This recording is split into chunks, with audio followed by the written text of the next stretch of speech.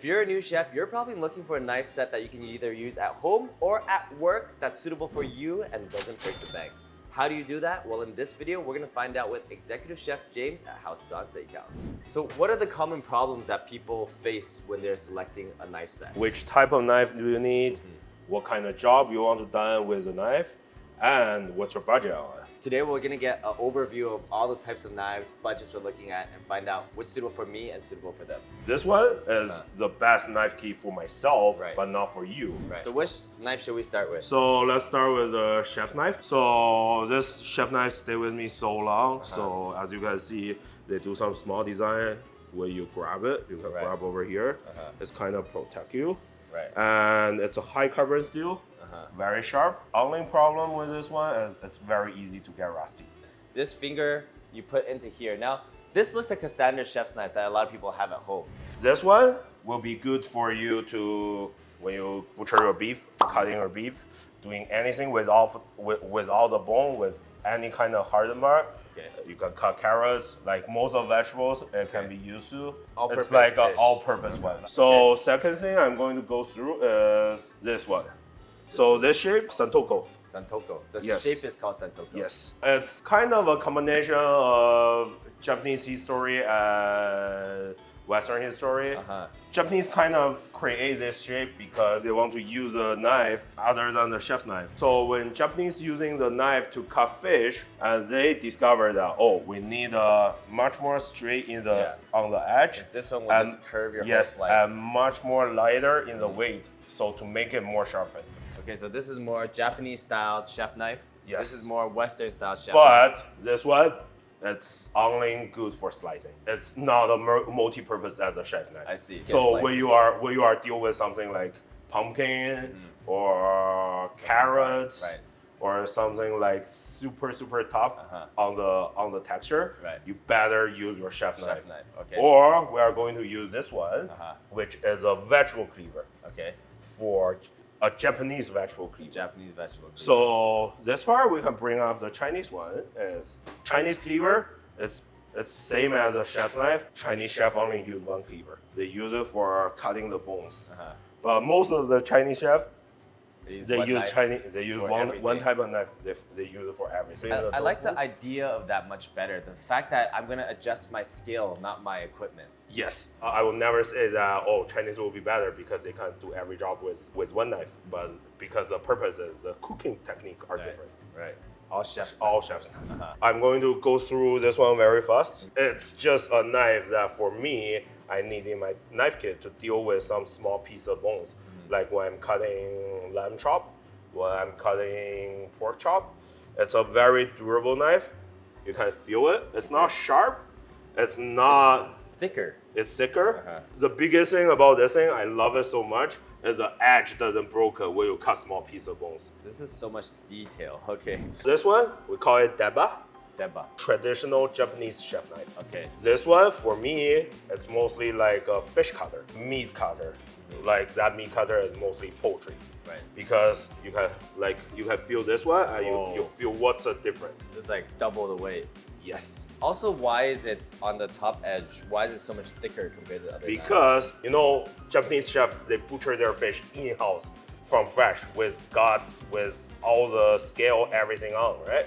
So they need a kind of knife can easily go through the flesh, but cut the bone off without hurting the knife. I see. So we'll see the knife right here.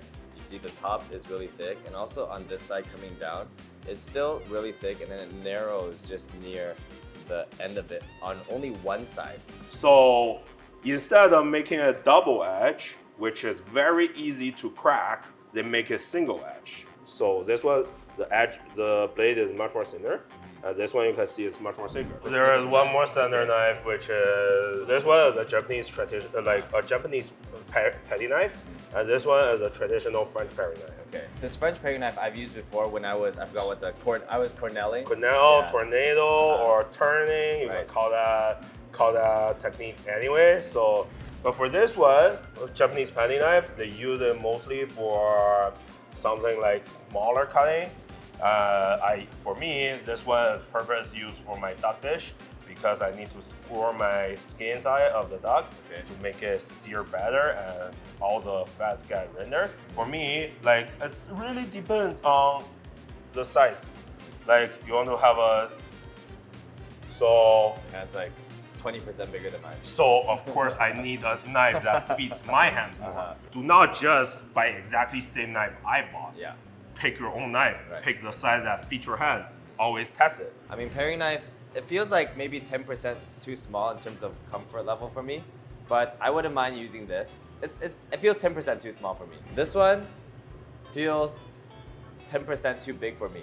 It feels like I'm really just cutting small things with this. And the last one that I'm going to say that for everybody is a carving knife. A carving knife, also a nice slicer, because all other knives are the knife that I need for this kitchen. But for a carving knife, it will always be the best thing for you to keep in your pocket. So you can see, Okay, it doesn't snap. it doesn't snap. It's much more thinner Okay. and much more flexible material. You make the tip go into some kind of, you try to take a chicken breast off the bone. Yeah. You can use this one because it's flexible. Right. So it can take all the flesh or the muscle off the bone that you try to trim it off. I see. The only thing I can tell you right now is bread knife is not only used for bread. Remember one thing, bread knife is the only knife in the world that it's impossible to sharpen. What knife is? Bread knife? Bread knife, because it's serrated. Okay. This one, stay with me for 10 years. It never get unsharpened. Right. I don't need to worry about it. So let's do a recap of all the knives. One thing I've learned so far about building a knife set, I think is also when you begin, or everyone probably has a philosophy of how they want to approach cooking. Yes. Right? My philosophy with equipment, because I do a lot of things, golf, music, everything, is don't focus on the equipment as much and focus more on the skill. My philosophy about cooking is when you become a beginner, Chinese cleaver will take you so long to learn. Okay. Because most of the chefs, they need to kind of sharpening up their skill, polish the way they cook. Right. The purpose of the difference between you and me is I am a real chef that need to work in the kitchen, so I need to think about the way how to make more money. I don't need to get a job. But you don't need to worry about it. So of course, if you want to pick the Chinese cleaver, I'm more than welcome to teach you how to use it in my way and how to be a professional Chinese cleaver user. So you want to rely on equipment as much as you can to make your job easier. Well, I only rely on my skills, on my techniques. Okay. But you have to say that sometimes a better equipment can get you much more better results. Having good equipment doesn't mean I'm going to be lazy or tired of polishing my skill.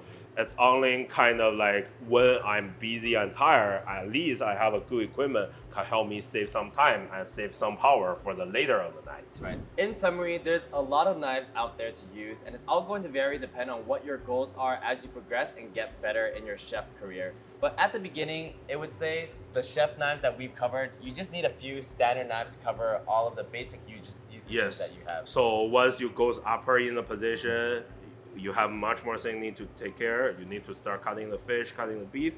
That's the time you are going to invest more money into a knife selection because you are making more money. So at the beginning, I highly recommend just chef knife, Santoku, sharpening steel with a paring knife. That's more than enough for all the usage as a line cook. All right, sounds good.